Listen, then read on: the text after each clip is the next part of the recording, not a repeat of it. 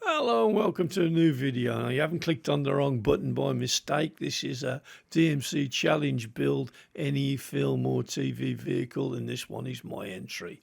I'm going to try to make a replica of the trucks used in the 1957 black and white film noir Hell Drivers. Christening this truck Peggy after the late actress Peggy Cummins, who was starring as Lucy in the film.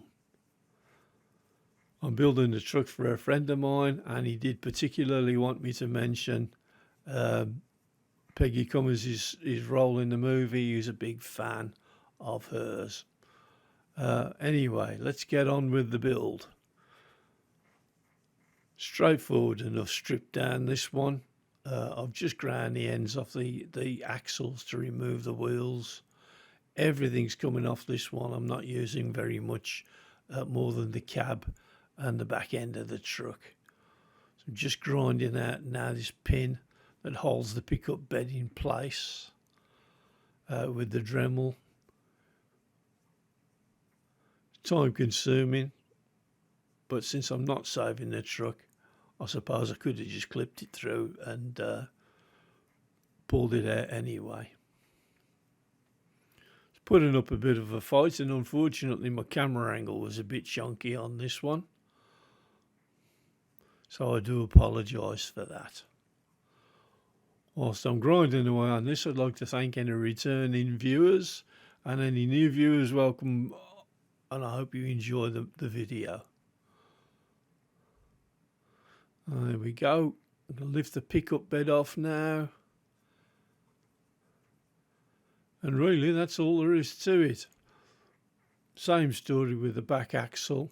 I did manage to scuff up the wheels a little bit on this, but it doesn't really matter because they're going to be modified anyway. So after a quick bath in the caustic soda, it's out with the big guns, and we've got the jeweler's hacksaw. And I'm going to slice the entire body off the back of the cab here, in order to make the modifications that I want to make, because the cars in the film were dual rear axle and short wheelbase. So I've made a couple of slots in the back of the vehicle there, as you can see, and I'm just sizing it up to roughly get the wheelbase right. On the other side of the casting that you can't see, there's a kind of a fake servo air bottle that I've removed as well.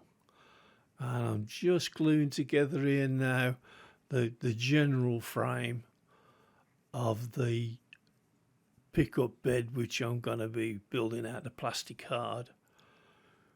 Long, slow process. I won't show you the entire thing because we'll be here till kingdom come, but straightforward enough. Just building myself a pickup bed based on the dimensions of the chassis that I've got left after all the cuts.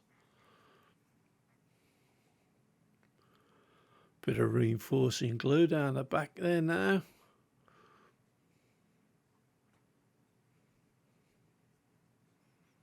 Just wait for it to go off. Doesn't take long. Hopefully I won't glue my fingers to the base, but it wouldn't be the first time.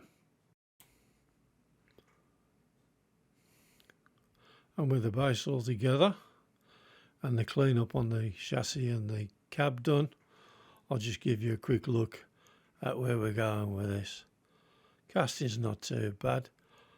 I've slotted and drilled the back of the cab and drilled the bottom of the casting to put the wheels back on. I've fitted a steel slug into the pickup bed there and tapped it in order to screw the cab to it when I'm ready to assemble.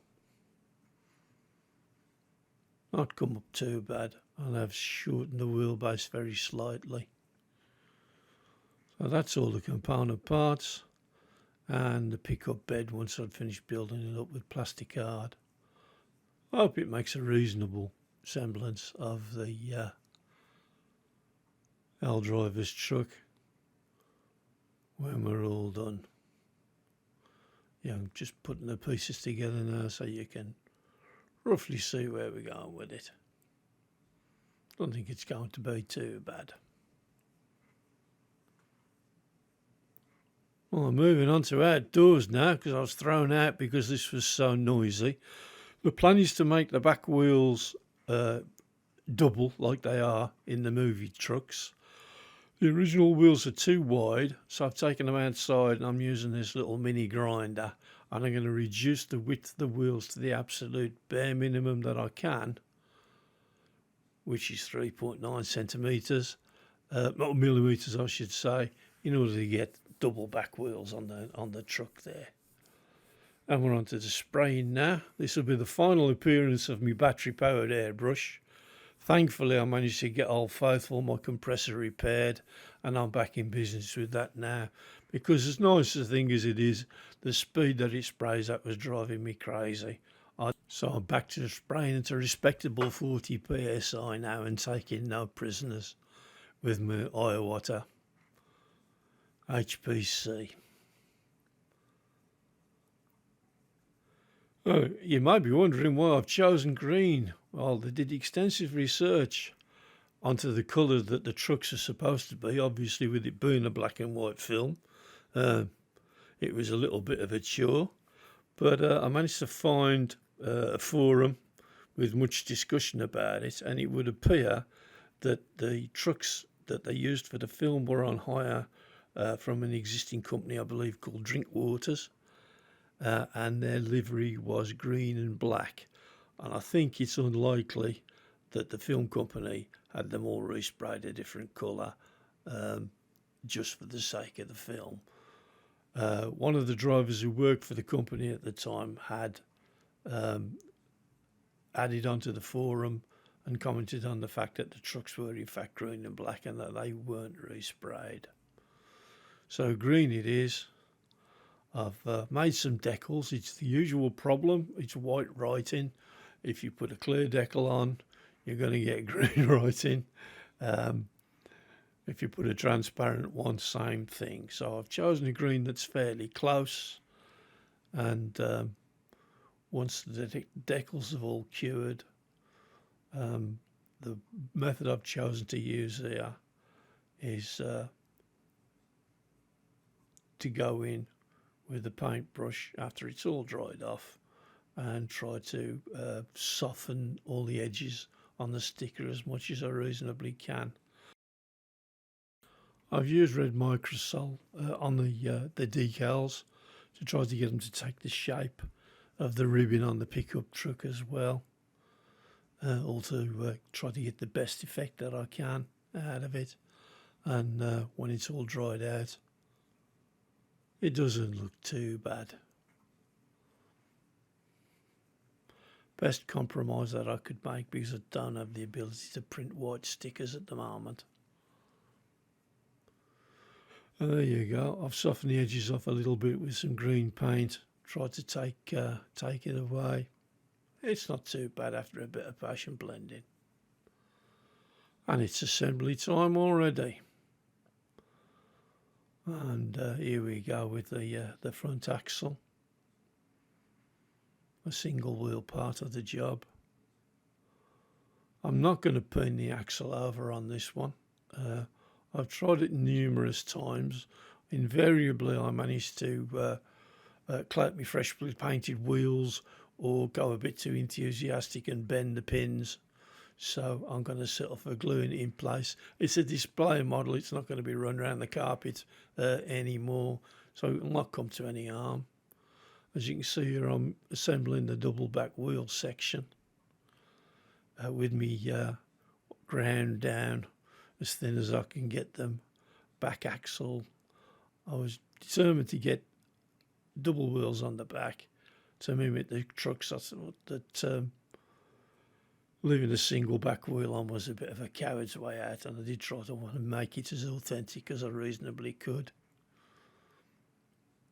I put some finished tyres on that I actually think are originally Corgi tyres, and they seem to have a thinner profile than the appropriate size Dinky ones. So it's all, and there's an aggressive tread on the original trucks for working their way around the quarries anyway. So I thought it all blended quite well together. Same story here. I'm just going to glue these axles into place. They do spin, but they're not going to get excessive play. It is only a display piece after all said and done. I dare say somewhere in the background Martin dares not calling me a coward for not painting them over, but I'll live with it. So these are me tapped sections into a bit of metal there. That's actually the earth strap out of a 3-pin plug that I used, because it was easy to cut and nice and soft to file to size and shape, and then quite easy to cut and to drill and die afterwards, tap and die.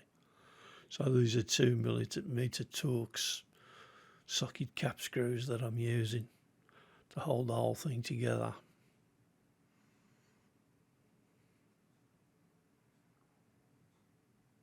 I'm just lining them up into the pre-drilled holes. So I have a bit of a fiddle with these tiny cap screws, but it will be nice and strong anyway, nice and resilient. I thought about gluing it briefly, but I thought this would be a stronger solution.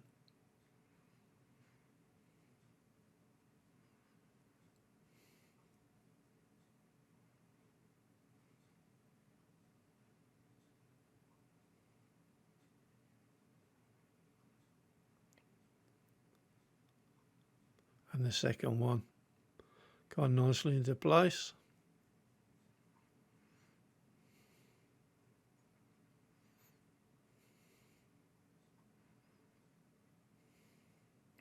Tighten it all up. And we're ready for the base plate. Left all the screws in situ while I was painting in order to keep the holes clean.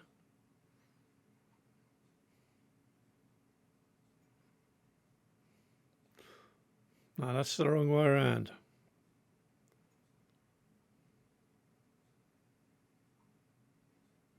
Hope you all spotted me deliberate mistake there. Yeah, that's it. Try putting it the right way up, it'll get together so much easier. And that's the last screw home.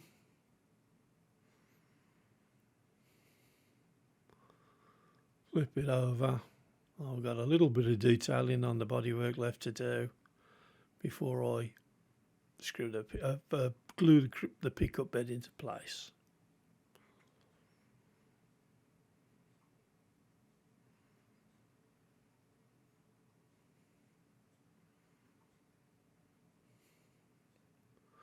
Well, she still rolls, so I'm quite happy with that.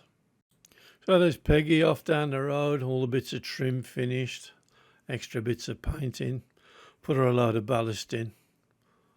Hope you liked it. Oh, everybody's a critic. Yeah, I know there were a colourised blue truck. So there you are. I've made a colourised blue truck. Are you happy now? Yes, I know they were red in the film posters. I've seen them, yeah. So, okay, I've made a red truck as well. Now, I hope you're satisfied. Everybody's a critic. Seriously. So here they all are on the roundabout for you to see. I couldn't help but put 59 on the red one. The green one has got Peggy Cummins' date of birth as a registration number, and the blue one, Stanley Baker's registration number from the film on the Hero truck. I hope you've enjoyed watching as much as I've enjoyed doing it. I've been Hellboy59. You as ever have been very patient. Hope you enjoyed it, and I'll see you in the next one. Thank you very much, and goodbye.